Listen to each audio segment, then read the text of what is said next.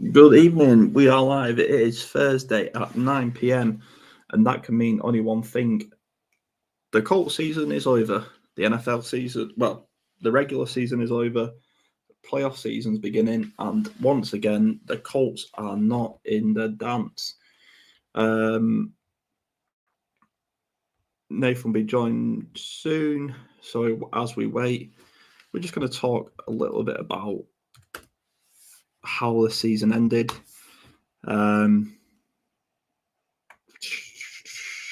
Just get it up here. So overall, we finished second in the AFC South. Didn't win it once again. We finished with 1 second. Should have all this set up really. We finished with an 8-9 record.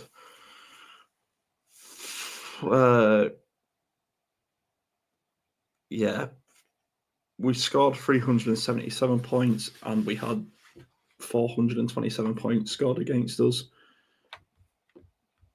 And offense, true value, and ranking was 30th overall.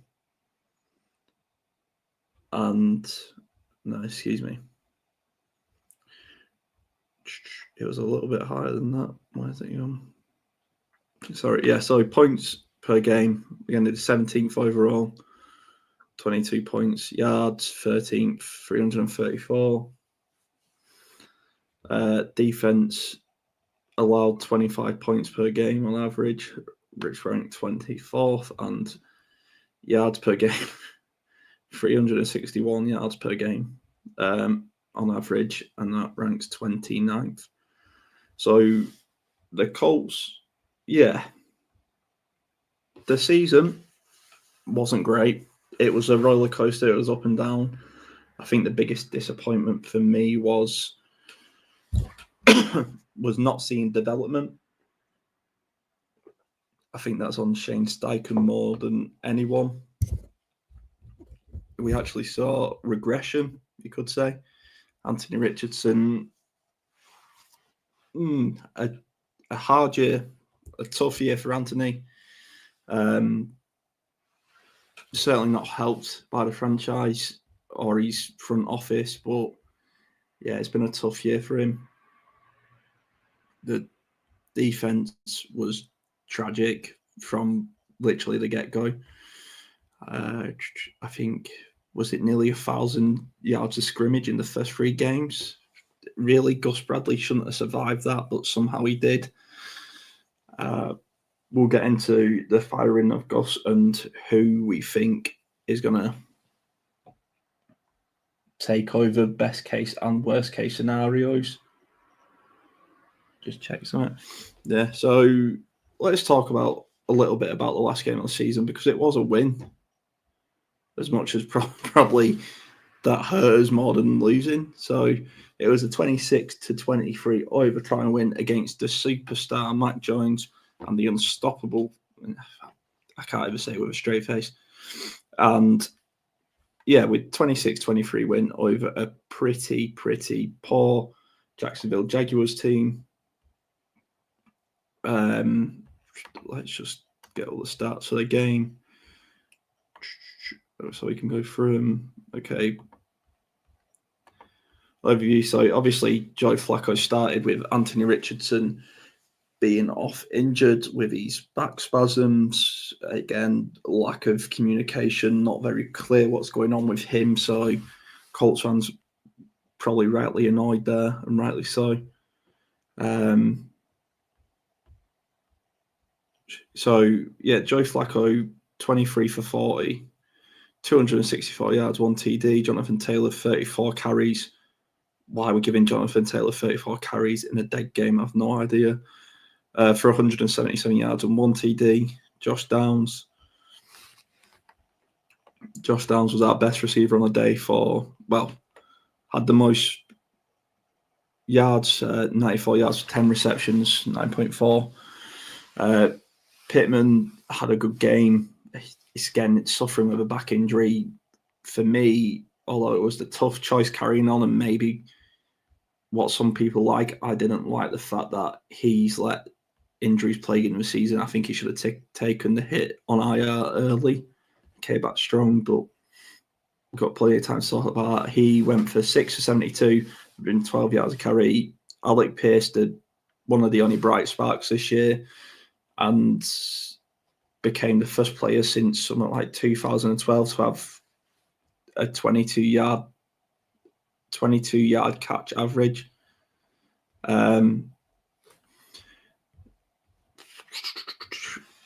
That was pretty much it for standouts on offense. That was pretty much it. Defense. Defense. I don't even really want to talk about the defense. And joining me is a man who is, I'm guessing, in a pretty jubilant mood, and I need to come to gloat because his team are going to go on and win the League Cup. Nathan, how's it going, brother? So you kind of beat me to that. I was going to leave it till the end to rub in the soccer scores, but yeah, I'm good, man. Sorry, I'm a little late. Was out for a work meal this evening, and everything kind of run on a little bit. It's all right. It's just the Colts way, isn't it? Just turn up when you want. Yeah. Always fail expectations. Oh, seriousness, how are we feeling? Are you good? I'm good in myself, but I don't know if I'm good with our beloved Indy Colts, which I'm sure we'll hash out this evening.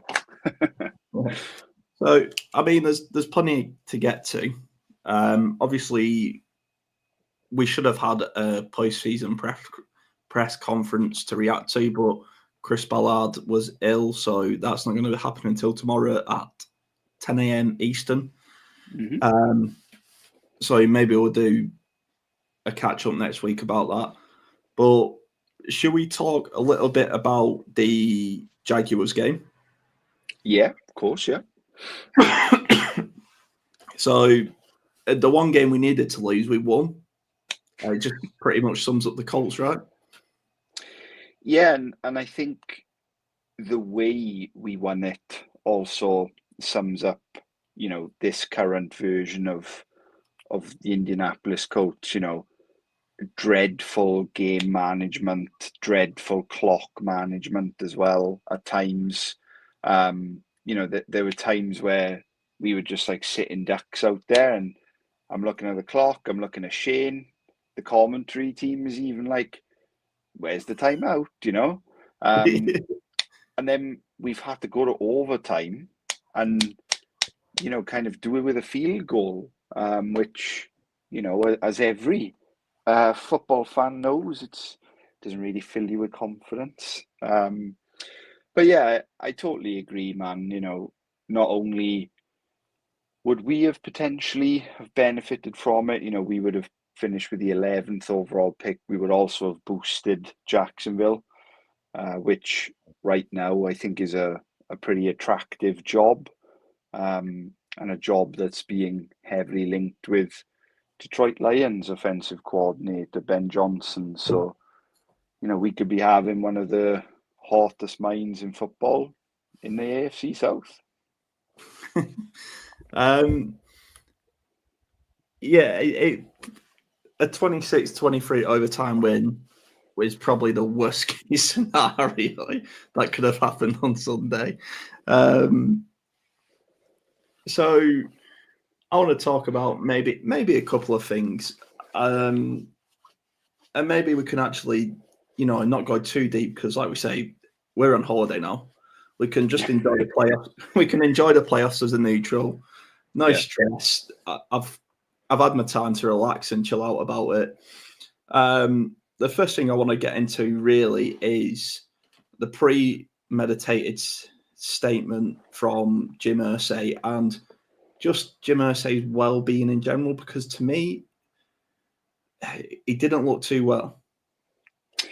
Yeah, I think, physically it was quite an ominous sight. I think he sounded well, Mm. and he came across as like mentally well. Yeah. But yeah, it was pretty sombering to see, especially the footage that they released of him kind of on that motorized thing, kind Yeah. of going to the locker room. Mhm. I was like, oh man, it's sad, it's sad to see. Yeah. Yeah. He just for me, I mean, everyone here who's watching is used to Jim Irsay. He's a big character, and he's Yeah, quite. He also played football at quite a high level. He's quite an imposing big figure, and just to see him like old is yeah, weird. It's just yeah, weird. But I suppose the statement is more what I want to get into because obviously we don't want to speculate on people's health. But the statement was probably not the statement most Colts fans actually wanted to hear. Um, it seemed like he was is accepting the right word? yeah. I think it is. I think that's the word that I would summarize it with.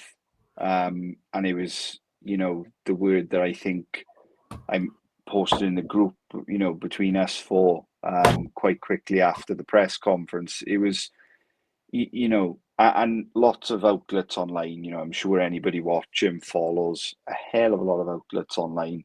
And the quotation from 2020 is coming up, all chips in when he was sat in front of the plane, and he told us that he was going to bring, two more Lombardis to Indy within the next decade. And it is a vast difference to the words he was using in the locker room. And we've spoken about it a lot, haven't we? That acceptance of mediocrity. And I hope I'm not stealing your thunder here with one particular line of it, but the line that terrified me was, "Oh, we're 1-0 in 2025." And you're thinking, what Colts fan wants to hear that? I mean, and this is where I'm a bit like, I'm not gonna get into like, I, we're obviously not big enough to be sued, but I don't really want to get into libelous comments. But it with comments like that, and all peace and love to Jim Irsay and Jim Irsay's family. He is also the owner of a multi-million billion pound company. Are people not saying, maybe we need to let this guy have a nice retirement? Because, like you say, mate, it's all well and good. Me and you, as soccer fans, saying about our soccer teams. Oh, we want to know in 2025 because our season goes on to May. The season's ended. You can't. What do you mean we want to know? And I mean, it, it's wild to me, not only from an American football and a national football standard, but also, if we were to look at professional sport across Mhm, the board, you know, what other managerial name can you think of mhm, that has had, well, again, I don't know if you've already announced this. Jim's bringing Chris Ballard and Shane Steichen mhm, back for next year. What other manager has had 9 years and 9 seasons to ultimately make a franchise worse? mhm, It's just, and I think it goes back to that acceptance of mediocrity. When that news broke, you know, Jim kind of released that statement before the showers had even turned on. yeah. After the Jacksonville game, which is a line straight out of the piece I've written, coming soon. um, um, he, yeah, it. I think I'm going to be like a broken record tonight, and that is just that we are not what we were. This franchise has completely fallen into the hands of just, everything is fine. And to come away from Jim Irsay's statement for a second, what were your thoughts on the Win camera being out on Sunday?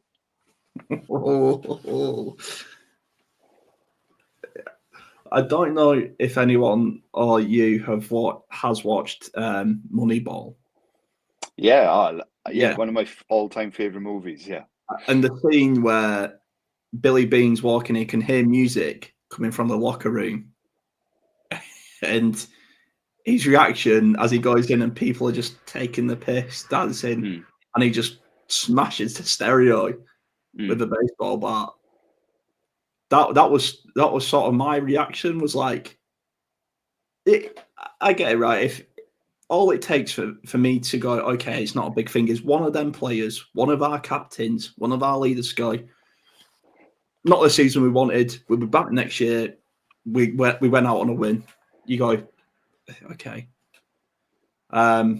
Whatever. But the fact is, not a single one of them acknowledged that this was bad. And I think, win what? You beat Matt Jones and the Jags. Yeah, another completely pointless game and a pointless victory. And we have players on this roster, one of them who has been invisible all year, borderline untenable in Ogletree, dancing and griddying and all this bullshit. And I'm thinking, dude, read the room, because it's all for social media engagement, isn't it? And like you say, the players should have been aware of that, I think. And but then, we always try and see both sides of the coin on this podcast, and it's like some of those players probably know that was their last dance, or certainly their last dance in Indianapolis. Lots of them are heading to free agency. Lots of them are coming from a season of just turmoil, especially on the stat sheet. So there's a side of me that's like, let the boys celebrate. But there's also a side of me that's like, what a tasteless decision that was. Just before we get more into that, we have a few people watching. It's nice that you're watching. Please join in, especially if you're from Indy or you went to the game on Sunday. $2 tickets, cheaper than a McDonald's Happy Meal at this moment in time. But you're right, tasteless, and I suppose it sums up our locker room at the minute, though, doesn't it? Podcast middle of the season. People not being where they are or where they should be, studying, playing, training, just absolute disregard to the paying fan. And I've got to say, for me, it's a kick in the teeth, like you say, to see that. And then to have Jim Irsay, with that comment, which God knows why they still aired that. Who made that choice to go, yeah, let's put this out there? And, we've joked about this a lot, but who did that comment remind you of? What era of indie football did that remind you of? Oh, God. Mr. Frank Reich. It was so reminiscent of a Frank Reich press conference, we're 1-0, we're climbing the mountain. And it's like, no, we've been climbing the mountain for 8 seasons now. When are we going to see change here? And I've seen quite a lot of debate online of, is it even realistic to think that Jim Irsay was going to, walk into that locker room and just start hounding these boys and, you're this, you're that, you're this, you're that. But I think keeping Chris Ballard in his job is is, I think, fundamentally telling this team that Ballard has rewarded for being completely average, that this is okay. This standard is okay. And that's what scares me. We've just found out that Michael Pittman has been playing with a back fracture all year. And when he was asked about it, he was almost like, yeah, why wouldn't I play? And he named Quentin Nelson, Jonathan Taylor, and DeForest Buckner as reasons why he suited up every week. Yeah. Because he's proud to be here and he wants to play for his dudes, sort of thing. And I'm thinking, where's this level of leadership been all year? Yeah. Well, I think you're right. And I think a big talking point, and this sort of ties into, I forgot to make the banners, so it's just a comment I got on the side. But this ties into a brilliant segue of leadership and where has our leadership been this year. And to me, you have different types of leaders. You have, for me, if I'm running a franchise, American football, bearing in mind, I've got to remember this is different to soccer and how our captain system works over here. But you have the special teams captain, offensive captain, defensive captain, and then head captain. That's the maximum. We've got 8 captains. Yeah. As one of them, a single one of them earned a captain spot, really? Yeah, and I mean, I think it's a great question because I always shout out this guy, and maybe one day he'll be tuning in. James Boyd, Colts beat reporter for The Athletic. If you've not read his work, go read it. He's absolutely awesome. He asked Shane Steichen, does it send the wrong message that Anthony Richardson's a captain, but yet you're standing at the podium telling us he's been benched because, he's not even doing basic fundamentals.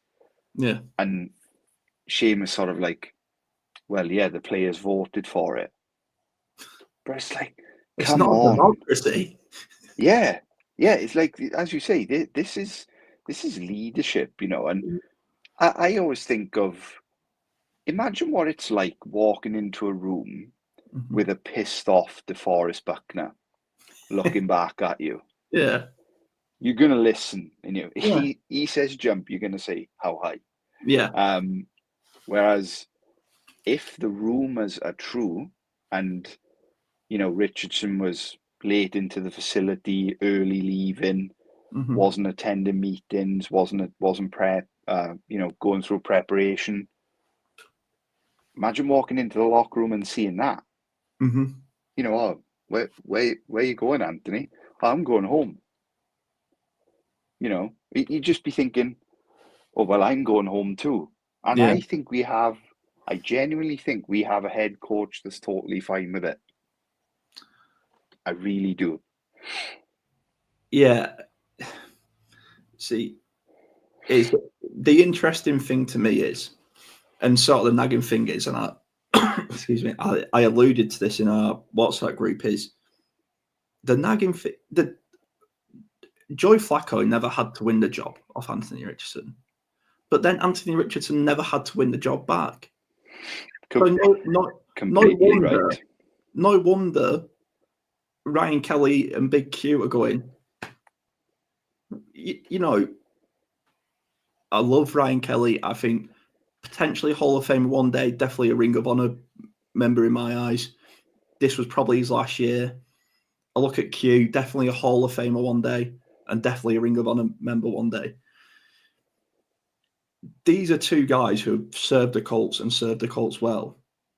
And like you say, to turn around and just every other quarter, every other game, there's a different quarterback there who hasn't earned the right to be an Indianapolis quarterback. When you look at the 2 quarterbacks, well, the 2 mainstay quarterbacks before them in Luck and Manning, no wonder these guys are funked off. Yeah, and I think it's pretty cool just because we've been quite doom and gloom, and we've had to be recently. But Nelson made the PFF All O line this year. Ranked as the best left guard in the league. Not Shout out Q. That's the type of. That's the type of accolade we've become used to, because the dude is just a machine. But I think I've lost my train of thought there. Where were we going with that? I've completely lost my train of thought thinking of the PFF grading. Right. I was just sort of saying, like, the problem for me is nobody's had to win the Yes. quarterback position. Yes, Nobody. and this will depress you, because it depressed me. What happened roughly this time in 2013? Have you seen that on your social media? I can't say His jersey's right there. that. Andrew Luck led the Colts to a comeback victory Oh, against yeah. the Kansas City Chiefs Please, in the AFC wildcard round. And you come forward 11 years, what are we doing now? And I suppose I think this is the root of the problem, and it starts at the quarterback position. Is nobody's had to earn anything. Excuse me. And I obviously say that with a pinch of salt. There's always the good, your Qs, your Kellys, I've got separate thoughts on Jonathan Taylor, so I'll leave them out. But your Pittmans, your Buckners, your Stewarts, these are guys who, even Rigoberto Sanchez, who by rights have earned their way, earned their spot, kept the spot, fought off competition, and become a staple. But when they see guys like our linebackers, Zaire Franklin and EJ Speed, who have got positions on this team because we've neglected the linebacker position, when they see, sorry, I have to add to the former group, Kenny Moore is probably the only other one. But when you see, most of your secondaries rookies who have not had to earn a position, they're just there because, and I want to make this clear, I like Jalen Jones, I like Nick Cross, but they're not starting guys day one. They're guys to push the first and second rounders up and then earn a position. Love Liatu, I think he's been great, but because of Samson Abukin's injury, he's not had to earn his position. And I feel like I could go on forever. And I think this is the running theme of the Colts at the minute is key people in key positions have not had to earn the right to play for Indianapolis. I think you make a great point, and I'll add to it, as in they haven't had to earn it the hard way either.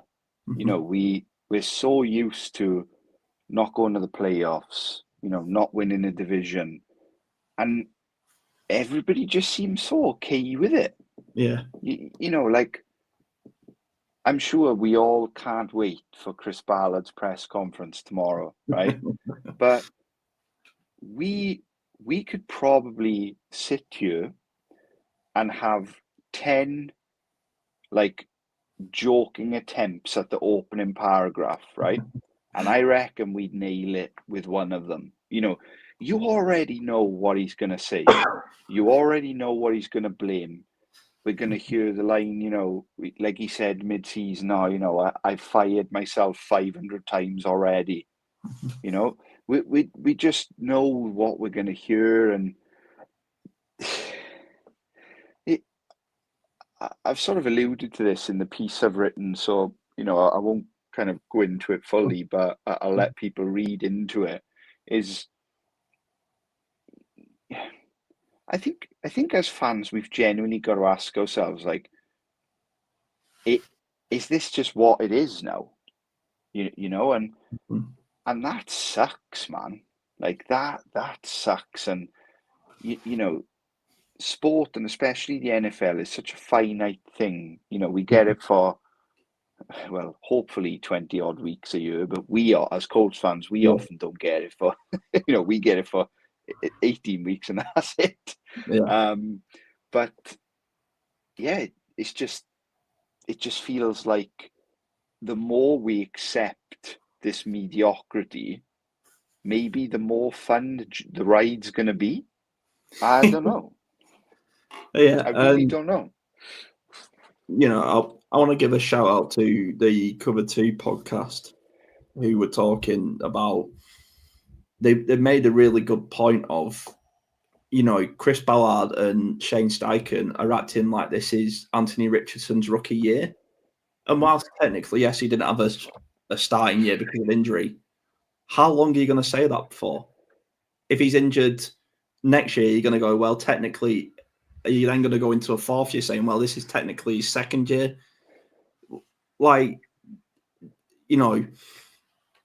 which helps me segue nicely to, do we stick or do we twist with Anthony Richardson? Obviously, he's still under rookie contract, I think, by 2 years.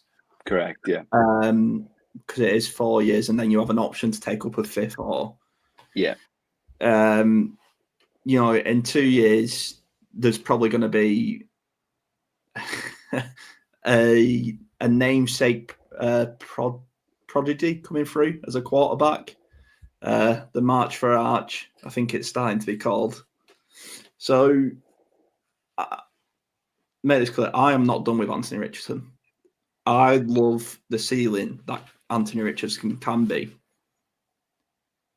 But again, I come back to this point and how they missed it when they were scouting him.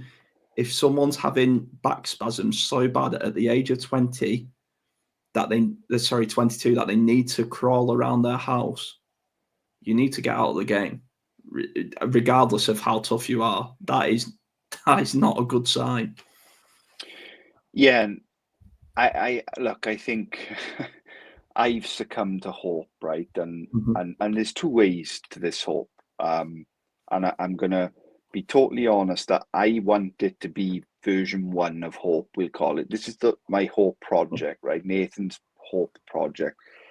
I want the outcome to be that next year Richardson is most importantly available for the whole season and health free, because I want that for all indie players.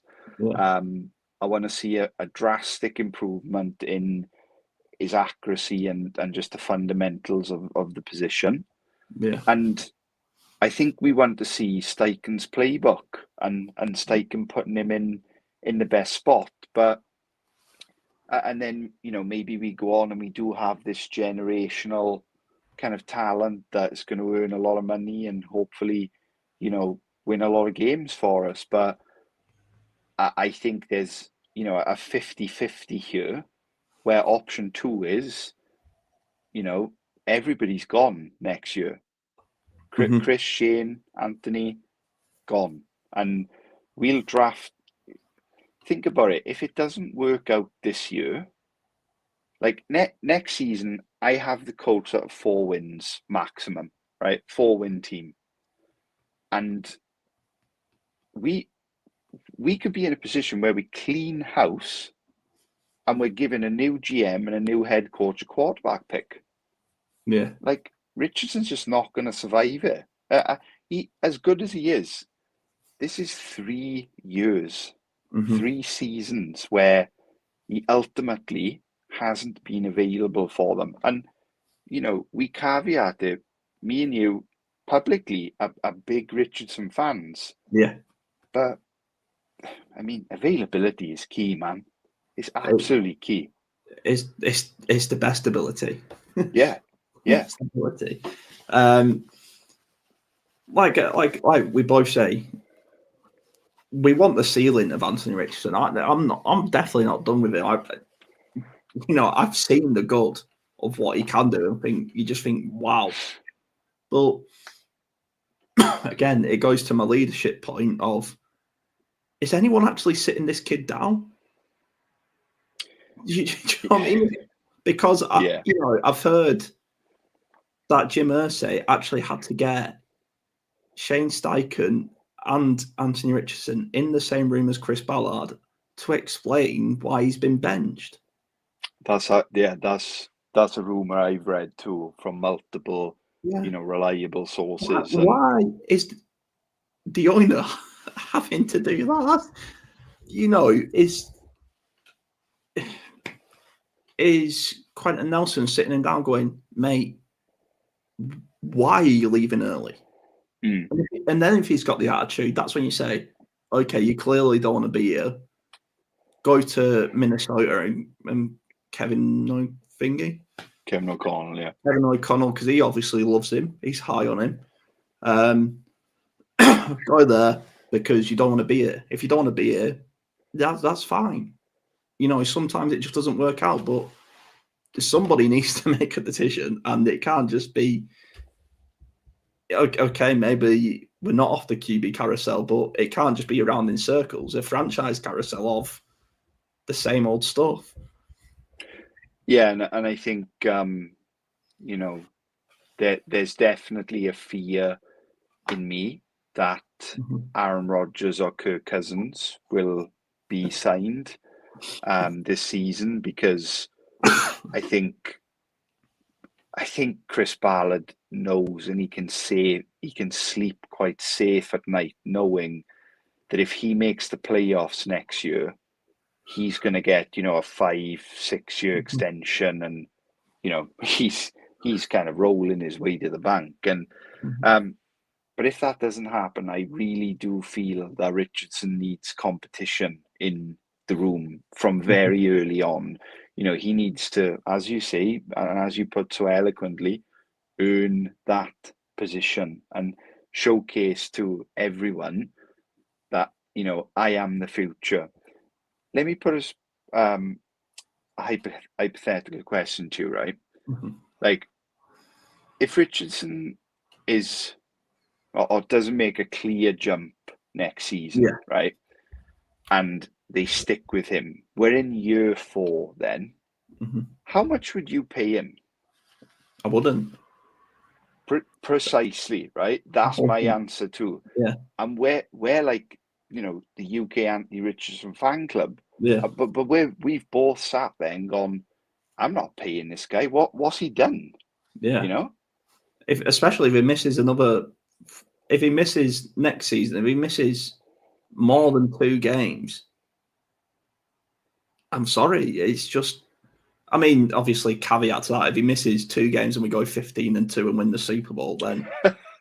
But you get my point on.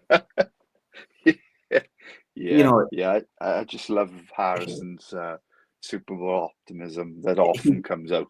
I really do. I just think sometimes for your own sake and, the franchise's sake, if he does miss more games, it just needs to be done. There's no point dragging it out. It will. They'll all go. Yeah. They will. You just cannot justify it anymore. So Chris and Shane are on the last chance saloon. Anthony is on very thin ice. And that brings me on to someone who is no longer in Indianapolis. Thank goodness. I wish I could have got rid of him myself. But Gus Bradley, the classiest guy, he may be the classiest guy ever. Excuse me. But he was a horrendous defensive coordinator. And just to add, I think this is completely fair to say, but since he's come, the defense has got worse. But I also wanted to explore the point. I realise I'm rambling, so I will let you get in. But I wanted to explore the point is Shane Steichen's a rookie head coach. Do you think there was a chance that Gus Bradley was sort of distracted from building a defense and a competitive one by babysitting a rookie head coach? No, I don't. I think the fundamental problem with Gus Bradley is his defense lives in 2008 with a band of merry men called the Legion of Boom, where he had generational talent in, Wham Bam, Cam Chancellor, Richard Sherman, just to name two of them, and I find it especially telling when Indy goes to primetime games. And, Chris Collinsworth saying, this is a defense that doesn't really change. It's very vanilla. It's very basic. It's easy to attack. I just think it was fundamentally broken. When you look at, especially early this season, Gus was very public about, accountability, people doing their job, and people doing their fundamental core role in that defensive system. Yeah. But when you come to the end of the season and you have the most missed tackles in the league, you're fundamentally flawed, right? And you're at the head of that. You can blame your players as much as you want. You're calling the play. You're calling the personnel that's out there. If Speed's missing 10 tackles a game, cut his ass. Put someone else in there. Go sign someone off the street. Look at Detroit. I know obviously we're a Colts podcast. Detroit brought someone off the street to play cornerback on Sunday because he'd played in school with Justin Jefferson. The guy shut Jefferson down. He had 3 receptions for 50 yards. He was brought off the street. And I'm just sitting there thinking, EJ Speed and Zaire are really the best that Chris Ballard and Gus Bradley can do. And I've just gone on a huge rant there, so sorry, because I haven't even brought you back in. But yeah, I don't think it's anything to do with Shane Mid. I definitely think he's been protected by, Shane's willingness and again, acceptance of just the complete average. But yeah, good riddance. Yeah. I'm sorry to say that, but good riddance. I cannot watch this soft zone, tackle missing, big play gifting crap anymore. I can't. And I'm sure anybody who's watching right now or watches this in future will agree with that. We're not talking about Gus as a person. We're talking about him as a defensive coordinator. This could not go on any longer. It's like Frank, right. Fantastic guy, did a lot for the community and was just a great person, but it just needed to go. And I seriously, I don't know how he survived 3 games when we gave up 1,000 scrimmage yards in 3 games. I don't get it. An embarrassment. We were a complete embarrassment. And as you say, you don't get it. I don't get it. If anybody gets it, they need to come on and talk to us about it. the thing as well, like you say, because the NFL is such an elite sport of the 1% of the 1%, there's always another person to fill a position. There's always. And we, I say we, Chris Ballard, Shane Steichen, Gus Bradley watched this team through 8 weeks and thought, yeah, we don't need to add anything. This is sound. And again, the Cover 2 podcast saying, I'm just re-quoting their podcast. You might as well go and watch it, listen to their podcast, guys. But no, they brought up some really great points. And again, Indianapolis, the only team this year. Well, I'll give you 2, Nathan, and let me see if you can guess where I'm going. So, one is 7.9 yards. That was their number of the year, and the other number of the year was 0. Any guesses of what they are?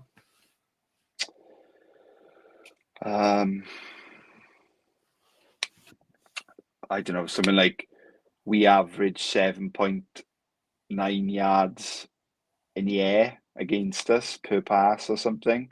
Yeah, so And pretty bang on. was I right? Well, So right.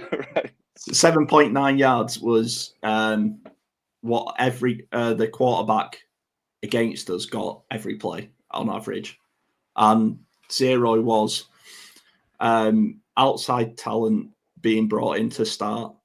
So we brought in no one that started this year. We was the only NFL team to bring in no one that started. That's mental. And again, like, how is he going to defend that tomorrow? You know, get him 8 bottles of yogurt, and I'm sure he might have a good go at it. But I just can't. Popcorn's at the ready. Honestly, I can't wait to see how he defends this shit publicly. One thing I will say on the defensive coordinator front is, news is kind of broken tonight that Lou Anarumo recently sacked by Cincinnati Bengals, and Steve Wilkes, recently head coach of Carolina Panthers, are interviewing for our defensive coordinator position. This to me feels like a plaster job, completely. However, one thing I'm really interested in is, will Latu take a huge step next year? Because would Lou Anarumo play him in the sort of Trey Hendrickson role? Now, Trey Hendrickson is like borderline defensive player of the year this year. Could even get himself in MVP conversations. The guy's been a wrecking ball for Cincinnati in a really bad defense. But whoever takes over this defense is taking over a bad defense, right? It's a tough job, and they both feel like quite similar systems. I don't think we'll see. I mean, I hope we don't see Gus's kind of attraction to cover 3 every play. But what do you think of that, though? Do you think Latt will take a step in that kind of big edge rusher role?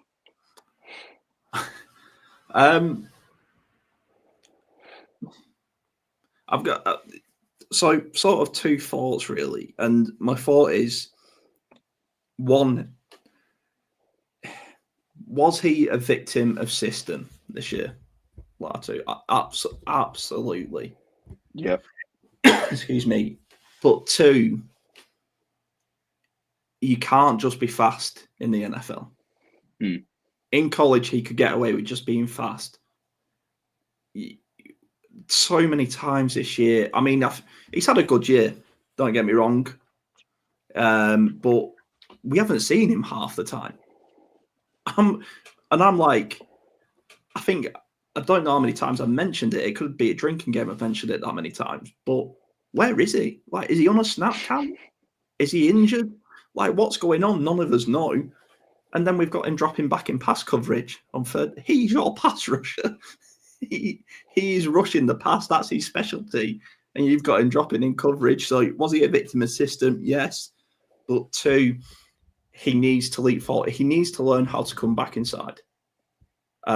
He's got plenty of good role models to look up to from Indianapolis. Maybe if Mathis Freeney could get in his ear, teach him that chop spin. He just needs to the sooner he learns to cut back inside, wow, unstoppable. Because on the outside, seen it so many times, and I think he potentially led rookies in quarterback pressures. But because he went so fast around the outside, the quarterback step up. How many times this year just step up? And because we're playing that cover 2, that's 7 yards. That's a great point. And I think, in today's NFL, there's so many right-handed quarterbacks that left tackle is the premium, position in many O-lines. And to be a rookie walking into that, we always talk about the debut, don't we? You know, Yeah. you're in, you've just chucked your jersey on, and Laramie Tunsil is stopping you from hitting the quarterback, right? Yeah. That's a hard opening gig, you know. And Lato did well in that game, of course, which we covered 18 weeks ago. Feels like yesterday. But yeah, I guess back to the original point. Let's loop it back around. No, I think Gus is a flawed, outdated defensive coordinator. Yeah. And I mean, we've been going on a little bit now, so I've just got a couple of things, and then we'll end. But again, to everyone watching and everyone who was watching, everyone who will watch, thank you. It means a lot. Like, share, tell us why we're wrong. Tell us why us Brits know nothing about American football, and we'll tell you why it's called football and not soccer. So, but sort of the last couple of things, and this one annoys me now to this day, and will annoy me for a long time. There's still two people on this team who haven't been cut as of yet, and it's infuriating me the amount of praise, backup, side taking that this guy's getting. It just, for me, Zaire Franklin and EJ Speed can't be on this team. That half-assed apology tweet that wasn't an apology. It just speaks more to what Pat McAfee's been saying. Yeah, I agree. You know, I've been quite public about that, I would say. And I think the immediate praise that tweet got as well really caught me off guard. You know, people are kind of like, "Oh, it's fine now." You know, it's fine that Zayer's behaved this way and whatnot.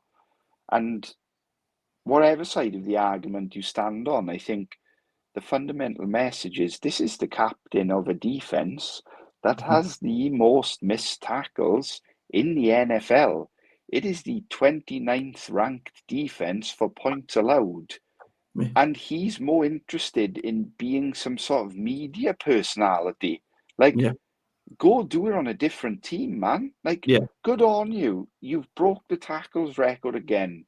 Well done. You know, that's historic, right? And his name's in history forever. And you're on a losing season.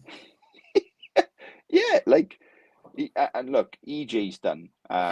In my opinion, there is no way that guy gets another contract here. And again, Harrison, if he does, I am telling you, we just need to accept that we are finished. If players like that are going to get rewarded with new contracts, this team is a bad team, and we're going to go through years of it.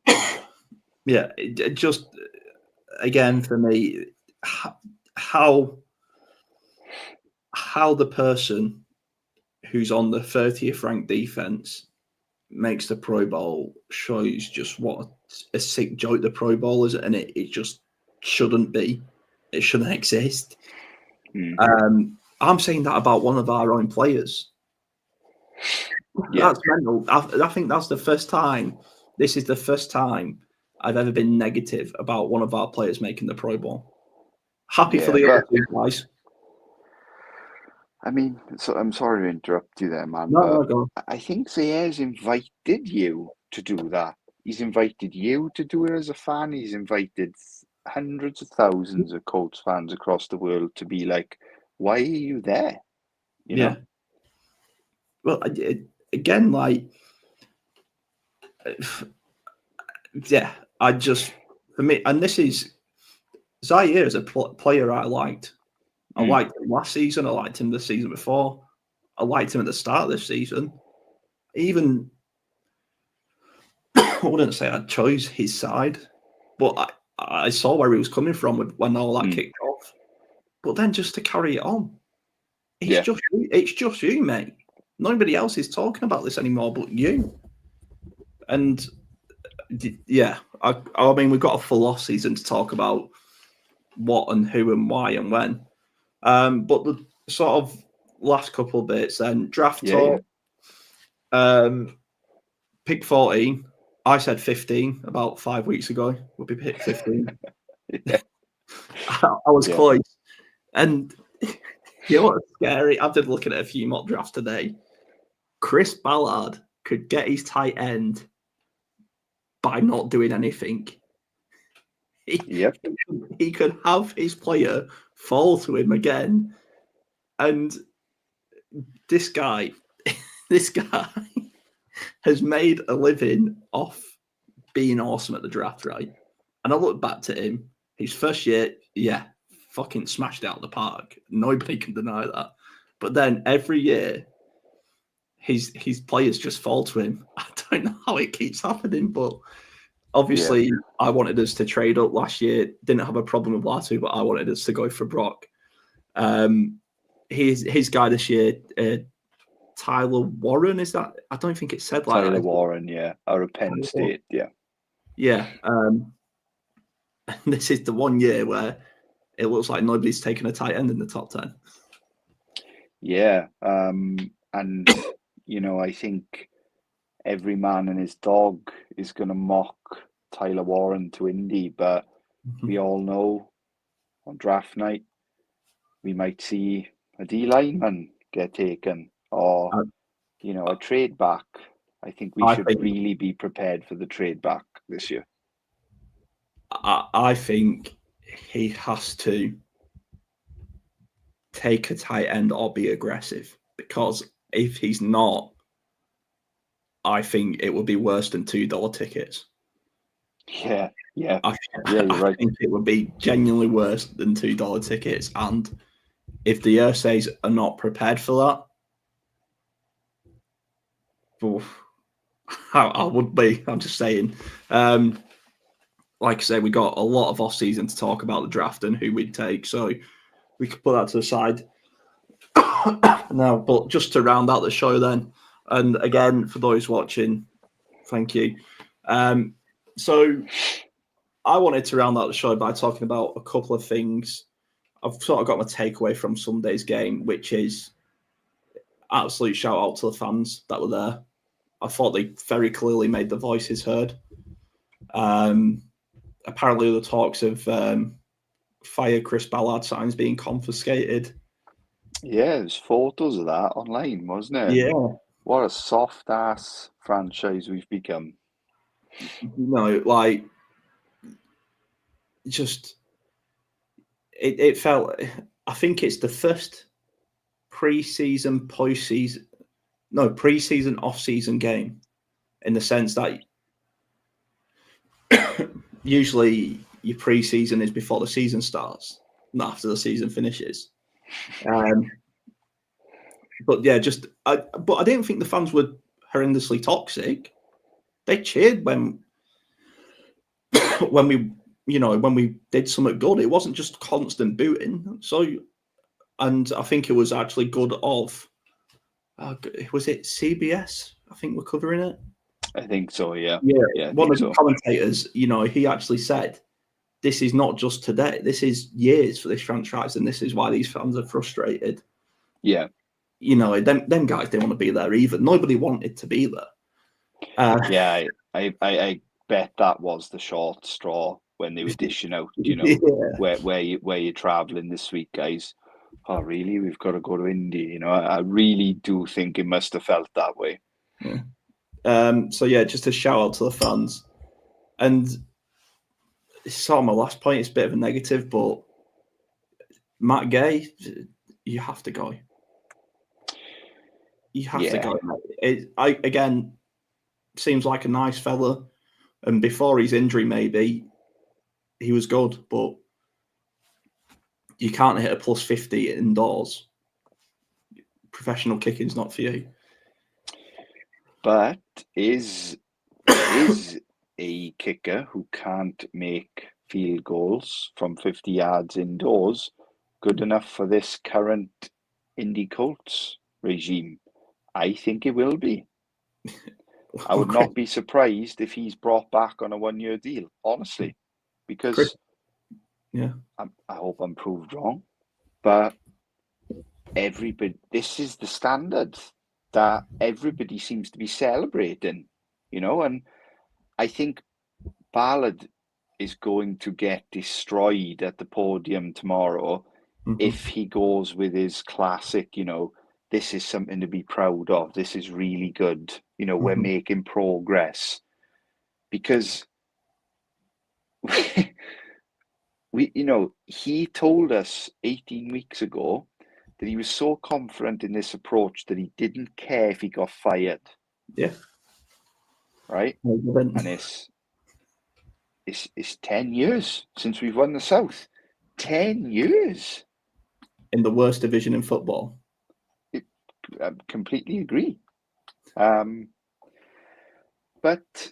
the South's going to get better this draft. Okay, we're going to get new quarterbacks coming to town. We're going to get new head coaches coming to town. The South is undoubtedly going to get better this year. But will we get better with it? I just really don't know anymore. Yeah, it could be a tough year. Let's end on a positive then, because we like to end on a positive.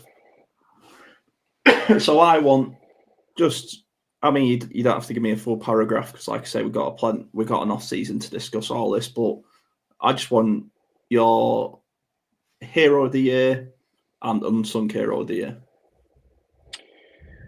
Okay. My hero of the year is Quentin Nelson. I think he's been a complete stellar professional. He's been so professional at the podium as well. When things have been falling apart, he's just been a complete stellar guy. All pro again, Pro Bowler again. He's made PFFs, which is kind of a prestigious group each year. Absolutely 56. If he chooses to request for a trade this year, I'd be heartbroken, but I totally get it. The guy deserves rings and accolades and a competitive team. He really does. My unsung hero, I'm going to go with a guy that I feel like we've always supported on this podcast. A guy that was written off by probably 80% of Indianapolis's core fan base this year, and that's Alec Pierce.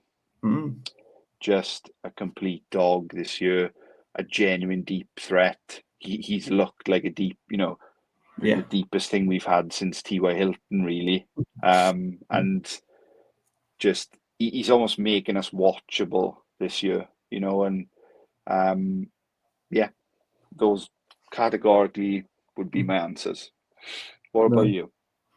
I think they're very good answers, and I can't say they're not.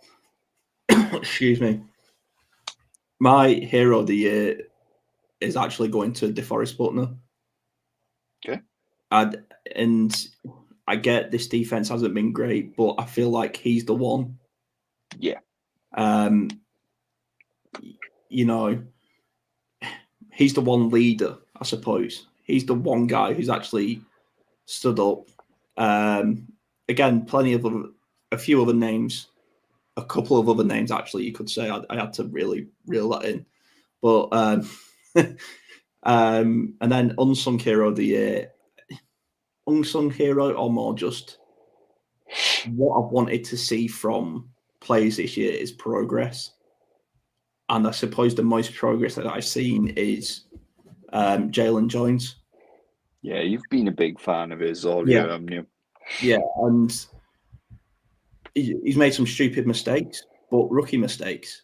What I've liked about him is he's not shied away from getting back up and going again. It wasn't Justin Jefferson, but he absolutely shut Tyreek Hill down when he played the Dolphins and Jalen Waddle. I think that there definitely is a player there. Just the supporting cast hasn't been great. So I chose 2 defense. You chose 2 offense. And that's the end of this stream. Again, an hour and 5. We've been chatting Colts. Unfortunately, this season was a losing season. It's nothing really new. We've missed the playoffs again. Nothing really new. We've not won the AFC. It's just nothing new, guys. But anyway, it's been a fun ride. This has been a good therapy session for both of us. Absolutely, man. And everyone look forward to the off season. We'll have loads of content coming out, special guests. Maybe we'll try and get a few celebrity guests. We can try. Maybe we'll get a worst they can say is no. Yeah. I am going to email Andrew Luck because he will have an official email now, being head of the athletic department at Stanford. So I'll email him, guys. But anyway, Nathan, thank you for joining me. Everyone, thanks for watching. And I can't say I'm a little joint now, but join us when the Colts go 2-0 in 2025.